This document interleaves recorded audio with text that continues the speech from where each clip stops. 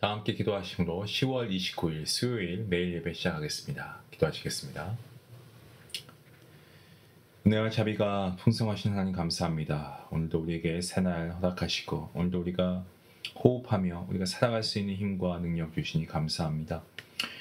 참 부족합니다. 우리의 부족함과 실패를 주님 앞에 내어놓습니다. 새로운 은혜로 이 매일 예배를 통한 말씀의 은혜로 말미암아 우리가 새롭게 다시금 일어설 수 있도록 하나님 우리를 붙잡아 주시옵소서. 오늘 우리의 발걸음을 주님 인도하여 주시고 정말 말 한마디 행동 하나까지도 하나님의 뜻 안에서 행할 수 있도록 인도하여 주시옵소서. 오늘 만남 가운데 하나님의 사랑이 나타났습니까? 아버지, 오늘도 우리의 모든 만남이 하나님을 나타내는 귀한 만남이 되게 하시고 또 우리가 삶을 살아가면서 해야 되는 많은 선택의 순간들 가운데서도 오직 하나님의 뜻을 구하며 하나님이 기뻐하시는 선택은 어떠한 것일까라는 것을 고민하며 하나님의 뜻하신 바 하나님이 원하시는 아버지 그 일을 우리가 이루어갈 수 있도록 우리에게 힘과 용기를 더하여 주시옵소서. 믿음을 더하여 주시옵소서. 성령 하나님, 이 시간 우리의 걱정과 근심을 하나님께 내어놓습니다. 우리 모든 것의 주인인 하나님을 의지합니다. 오늘 우리 하루를 보내고 우리가 하루를 마무리할 때에 정말 다시금 생각해 볼 때 모든 것이 하나님의 은혜였습니다 라는 믿음의 고백이 나오게 하시고 내일도 그 하나님의 은혜를 기대하며 사모하며 나아갈 수 있는 우리 모든 주의 자녀가 되게 허락하여 주시옵소서. 오늘도 하늘의 평강으로 덮으시고 주님의 선하신 뜻을 발견할 수 있는 귀한 매일 예배가 되게 허락하여 주시옵소서. 그리고 순종할 수 있는 믿음 성령 하나님 우리에게 허락하여 주시옵소서. 감사하며 예수님의 이름으로 기도합니다. 아멘. 오늘 같이 함께 할 찬양은 찬송가 170장입니다. 함께 찬양하시겠습니다.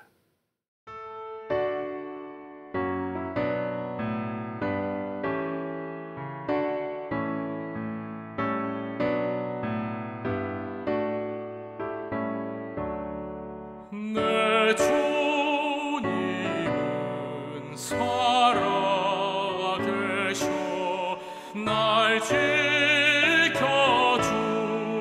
지켜주시니 그 큰 사랑 인하여서 나 자유 얻었네.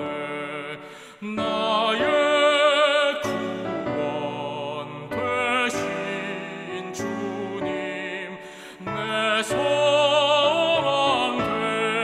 되신 주, 항상 나와 함께 하셔 곧 다시 오시리.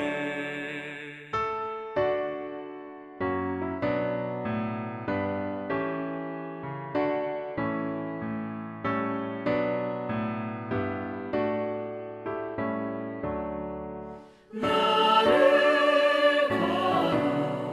거룩하게 하려 주 너를 부르니 주의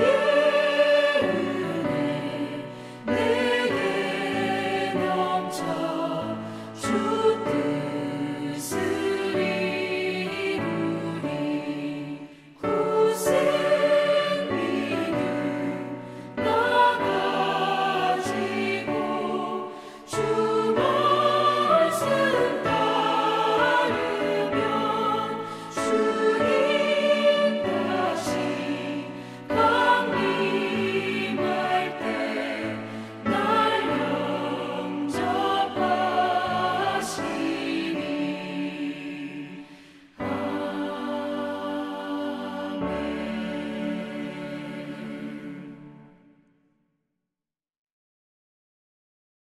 오늘 말씀은 스가랴 14장입니다.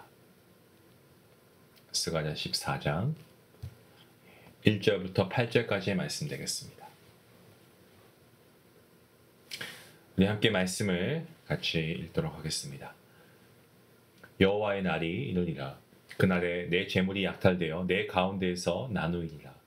내가 이방 나라들을 모아 예루살렘과 싸우게 하리니 성읍이 함락되어 가옥이 약탈되며 부녀가 욕을 당하며 성읍 백성이 절반이나 사로잡혀 가려니와 남은 백성은 성읍에서 끊어지지 아니하리라. 그때 여호와께서 나가사 그 이방 나라들을 치시되 이왕의 전쟁 날에 싸운 것 같이 하시리라. 그 날에 그의 발이 예루살렘 앞 곧 동쪽 감람산에서 서실 것이요 감람산은 그 한가운데가 동서로 갈라져 매우 큰 골짜기가 되어서 산 절반은 북으로 절반은 남으로 옮기고 그 산 골짜기는 아세까지 이르지라. 너희가 그 산 골짜기로 도망하되 유다 왕 우시야 때에 지진을 피하여 도망하던 것 같이 아니라. 나의 하나님 여호와께서 임하실 것이요 모든 거룩한 자들이 주와 함께 하리라. 그 날에는 빛이 없겠고 광명한 것들이 떠날 것이라. 여호와께서 아시는 한 날이 있으리니 낮도 아니요 밤도 아니라 어두워갈 때에 빛이 있으리로다. 그 날에 생수가 예루살렘에서 솟아나서 절반은 동해로 절반은 서해로 흐를 것이다. 여름에도 겨울에도 그러하리라. 아멘. 오늘 본문 1절에 등장하는 여호와의 날은 구약에서 다양하게 표현이 됩니다. 스가랴 14장에서 나오는 여호와의 날은 전쟁의 날로 묘사가 되고 있습니다. 본문에 등장하는 하나님은 우리가 아는 어떤 사랑과 인애가 넘치신 하나님은 아닙니다. 하나님께서는 이방 나라들로 하여금 예루살렘을 공격하여 재물과 성읍을 약탈하는 것을 허락하시고 또 성을 함락시키고 또 부녀자들을 욕보이고 백성의 절반을 포로로 잡아가게 하겠다는 어떤 충격적인 그런 말씀을 하십니다. 이전에 경험하지 못했던 낯선 하나님이지만 오늘 본문 2절 말미에 설명하고 있듯이 백성은 완전히 멸망하지 않고 절반이 남아서 성읍에서 끊어지지 않습니다. 하나님께서는 백성의 절반을 이스라엘에 보존하시는 것과 아울러서 직접 나서서 이전에 자기 백성들과 함께 하셨던 것처럼 이방 나라들을 물리치십니다. 그들을 멸하시면서 감람산을 동과 서로 갈라서 그 가운데로 남은 이스라엘 백성이 도망할 수 있도록 살아남는 방편을 친히 하나님께서 준비해 주십니다. 하나님께서는 모든 거룩한 자들, 곧 천사들과 함께하며 이 위기 상황에서도 하나님의 백성은 하나님께서 지키고 계십니다. 본문 3절과 4절과 5절 말씀을 보시면 남동쪽의 감람산이 갈라지며 길이 된다라고 합니다. 그리고 산들의 위치가 달라지고 이전의 골짜기들이 메워지게 됩니다. 남서쪽의 흰놈의 아들 골짜기는 이 감람산이 갈라진 덕분에 더 이상 골짜기가 아니게 되죠. 마틴 루터는 이 고대 역본을 참고하면서 본문 5절 이렇게 이야기합니다. 본문 5절이 이렇게 이야기하죠. 그 산 골짜기는 아셀까지 이를지라. 너희가 그 산 골짜기로 도망하되 유다 왕 우시야 때에 지진을 피하여 도망하던 것 같이 하리라. 나의 하나님 여호와께서 임하실 것이요 모든 거룩한 자들이 주와 함께 하리라. 흰놈의 아들 골짜기가 어떤 곳입니까? 이방신을 섬길 사당을 건축하고 자신들의 어떤 소원을 이루기 위해서 자식을 불태워 죽였던 그 참혹한 장소가 바로 흰놈의 아들 골짜기입니다. 이러한 일은 하나님께서 명령하신 바도 없었고요.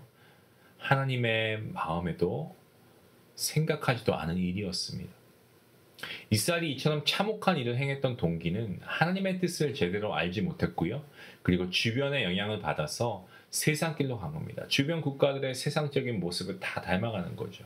그리고 세상이 열망했던 것을 함께 추구한 데 있었습니다. 자, 그렇다면 흰놈의 아들 골짜기는 이 죄의 가능성의 자리, 이 언제든지 유혹받을 수 있는 자리, 삶 속에서 위기가 닥쳐올 때 늘 나를 걸려서 넘어지게 만들었던 그러한 곳이죠. 이런 곳을 하나님께서 여호와의 날, 심판과 구원의 날에 흔적조차 찾아볼 수 없도록 아예 그냥 다 메워버리시는 겁니다. 그렇게 함으로써 새로운 삶을 살아갈 수 있는 새로운 터전을 마련해 주시는 겁니다.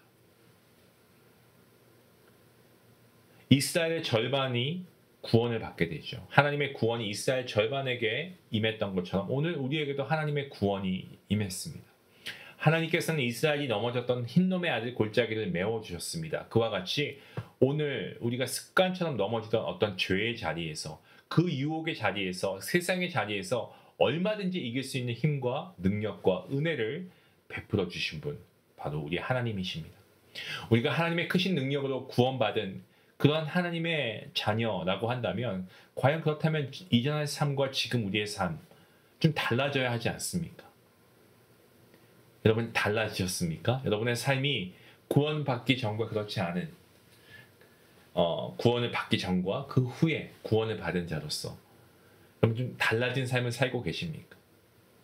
내가 구원받았다라는 것을 내 스스로 고백하지만 정말 구원받은 자로서 주님을 알지 못했던 그때의 삶과 아직까지 내가 죄를 끊지 못하고 살아가는 그런 모습이 없냐라는 말씀입니다. 예수님을 믿었어도 예수님을 나의 구주로 영접했으면서도 똑같이 예전의 삶과 변화된 게 없다. 여러분 이것은 우리가 정말 구원받은 자로서 살아가는 사람의 모습은 아니죠. 사랑하는 성도 여러분, 오늘 말씀에서 하나님께서는 우리에게 낯설고도 두려운 모습으로 다가오십니다. 하지만 하나님의 심판은 단순한 파괴가 아닙니다. 회복의 시작입니다. 하나님은 죄로 인해 무너진 백성을 완전히 멸망시키지 않으시고 그 가운데 일부를 남겨 세우십니다. 또한 이스라엘이 넘어졌던 흰놈의 골짜기, 죄와 타락의 자리, 반복된 실패의 자리를 스스로 메우시고 그 위에 새로운 삶의 터전을 마련해 주신 분이 하나님이십니다. 하나님의 구원은요, 단지 과거의 죄를 용서하시는 것으로 끝나지 않습니다. 하나님께서는 우리의 삶의 모든 지형 자체를 바꾸어 주십니다. 다시는 죄의 골짜기로 들어가지 않도록 그 길을 아예 없애주십니다. 때문에 구원받은 성도라면 과거의 삶으로 돌아가지 마시고 새 터전 위에서 새로운 삶을 살아가야 함이 마땅합니다. 하나님께서 오늘 저와 여러분에게 물으십니다. 너는 구원받은 자로서 이전과 다른 삶을 살고 있느냐? 여러분, 구원은 하나님의 은혜입니다. 전적인 하나님의 은혜입니다. 구원받은 것은 하나님께 우리가 감사해야 될 제일 첫 번째 조건입니다. 우리가 구원받았습니다. 하지만 우리가 이것을 그냥 한순간의 사건으로 끝내는 것이 아니고 우리가 구원받았다고 한다면 구원의 연장선에서 우리가 날마다 변화하는 모습이 필요합니다. 하나님께서 메워주신 골짜기 위에서 우리가 이제 하나님의 백성답게 진리의 길 위에서 새롭게 우리가 걸어가야 합니다. 오늘 이 말씀 앞에서 우리가 결단할 수 있게 원합니다. 하나님이 이미 메워주신 이 죄의 골짜기로 다시 내려가지 말고 메워주신 이 자리에서 우리가 정말 그분이 열어주신 생명의 길 위에서 우리가 거룩함과 감사함으로 살아가겠습니다. 우리가 이 믿음의 결단을 할 수 있게 원합니다. 이 길 위에서 우리를 지키시고 함께 하시는 그 하나님의 놀라우신 은혜가 여러분의 걸음마다 충만히 임하실 수 있기를 여러분 주님의 이름으로 간절히 축원합니다. 기도하시겠습니다. 사랑과 은혜가 풍성하신 하나님 감사합니다. 오늘 말씀을 통하여서 여호와의 날에 행하실 심판과 회복을 우리가 다시금 하나님 말씀을 통해 보게 됩니다. 하나님 감사합니다. 우리의 삶 가운데 여전히 죄와 골짜기와 같은 자리가 있음을 우리가 분명히 고백하지 않을 수가 없습니다. 우리가 매 순간 습관처럼 넘어지기도 하고 정말 세상의 유혹에 흔들리면서 때로는 우리의 믿음의 길을 우리가 잃어버릴 때가 있습니다. 하나님, 이러한 순간에 우리가 어찌 살아야겠습니까? 그럼에도 불구하고 주님께서 우리를 완전히 버리지 아니하시고 다시 일어설 수 있는 그러한 길을 예배해 주시니 감사합니다. 하나님, 정말 흰놈의 골짜기를 메워서 새로운 터전을 주신 것처럼 우리의 무너진 마음, 정말 죄의 흔적을 지워주시고 다시는 과거의 어둠으로 돌아가지 않도록 주님 우리를 붙잡아 주시옵소서. 주님이 세우신 새 생명의 길 위에서 거룩하고 정직한 삶을 살아가는 우리 중앙 가족들 되게 허락하여 주시옵소서. 이 모든 말씀 예수님의 이름으로 감사하며 기도하옵나이다. 아멘.